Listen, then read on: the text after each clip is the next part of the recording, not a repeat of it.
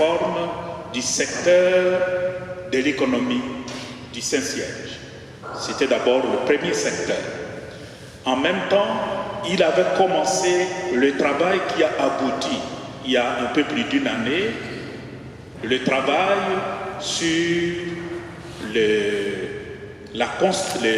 c'est pas une constitution, le Prédicat Evangelium, sur la réforme de la curie romaine.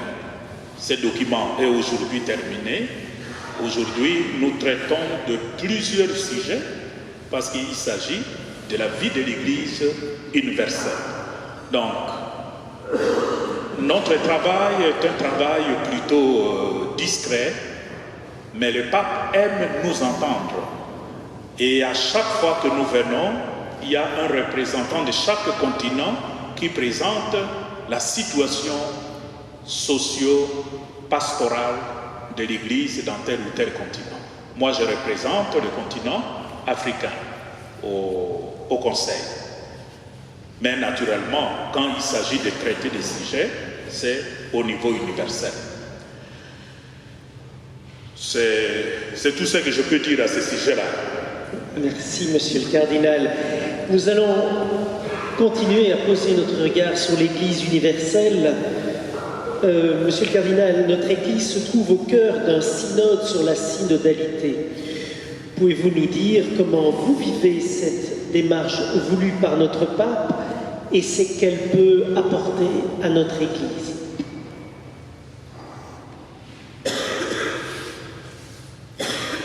Le pape François,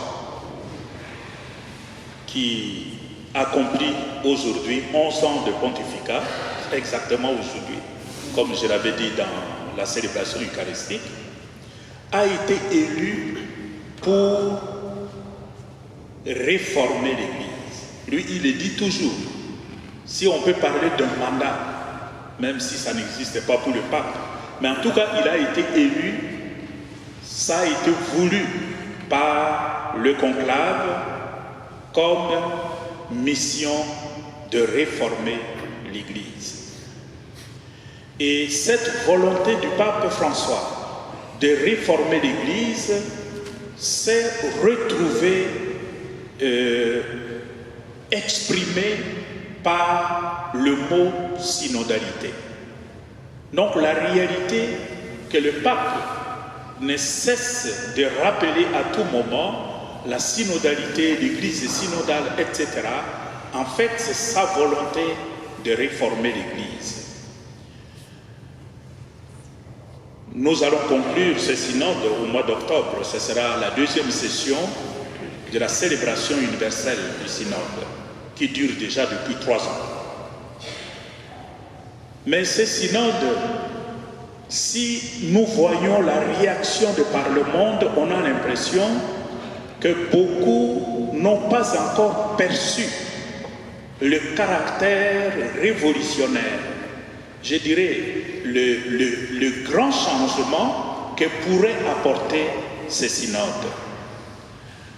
Changement non pas par rapport aux thèmes habituels auxquels nous sommes habitués.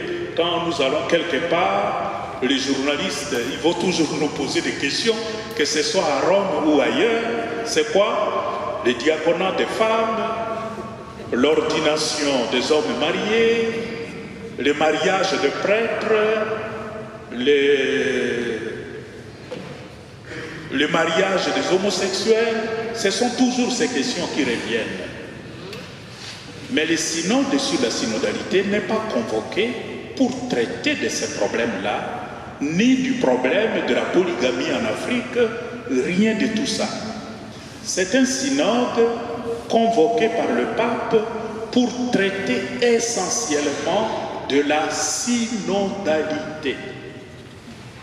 Et il est très très important que nous entrions tous dans cette logique-là. Parce que la synodalité, ça signifie quoi? Synodalité signifie nouvelle manière d'être Église. Ce synode veut développer une nouvelle manière d'être Église, mais alors dans tous les domaines. C'est à l'issue de cette nouvelle manière d'être Église que les questions traditionnelles que nous aimons poser pourront peut-être trouver des réponses, pourront trouver même des réponses dans le sens de l'évolution. Mais le synode ne traite pas de ces questions-là. Nous avons, pendant cette période, entre deux sessions, à travailler sur ce qui a été fait lors de la première session dans les documents, le rapport synthèse, qui a traité de beaucoup de choses.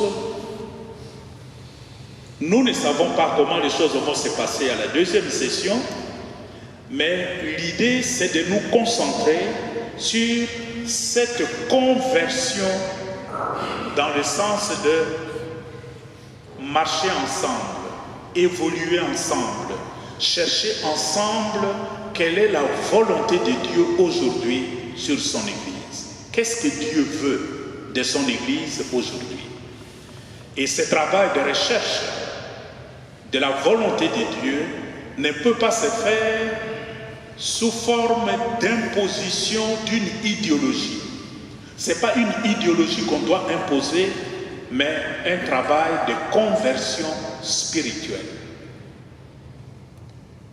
Pas seulement individuellement, mais en tant qu'Église, en tant que communauté, comment chercher ensemble à découvrir quelle est la volonté de Dieu sur son Église aujourd'hui. Ce travail, s'il est bien fait, mais ça pourrait changer, révolutionner le visage de l'Église de demain. Nous essayons de le faire, mais nous avons parfois l'impression qu'il y a des groupes de gens qui veulent renverser les choses, au lieu de commencer d'abord par ce qui est essentiel, c'est-à-dire la nouvelle manière d'être Église. On veut d'abord commencer par résoudre des problèmes concrets qui se posent à nous aujourd'hui. Ça ne peut pas fonctionner de cette manière-là. Donc, le synode qui vient, et c'est notre souhait, nous travaillons pour ça, ce sera un synode qui va se terminer en nous donnant de nouvelles ressources pour être la nouvelle Église qui correspond aux réalités et aux défis d'aujourd'hui. Nous craignons, pendant cette période de transition, qu'il y a un peu des idéologies qu'on essaie de faire passer sous la couleur de la synodalité, mais ça n'a rien à voir avec la synodalité. Donc, les idéologies qui veulent profiter de ces synodes pour faire passer des idées, moi je crois, ils risquent d'être déçus d'une certaine manière, parce que la finalité du synode n'est pas là. La finalité, c'est une nouvelle manière d'être Église.